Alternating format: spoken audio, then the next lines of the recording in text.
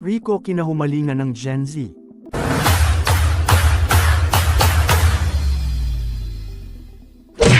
Madalas na mag-trending ngayon ang yumaong 90s heartthrob na si Rico Yan. Nahuhumaling umano sa kanya ang mga Gen Z. Viral kasi ngayon sa TikTok ang mga clip mula sa iba't ibang eksena niya sa mga movie at teleserye.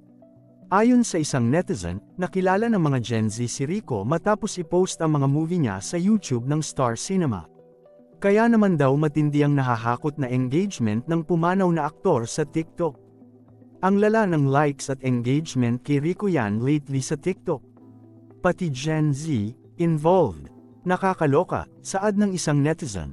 I can't blame the Gen Z fangirling on Rico Yan dahil siya na lang yung last matinee idol talaga na super charming, matalino, guwapo, educated at galing sa isang mayaman na pamilya. Sorry, pero siya ang last matinee idol ng Philippine showbiz after him wala na, comment ng isa. TikTok lately been showing a lot of Rico Yan content and everybody in the comment section gets it. Anang isang netizen.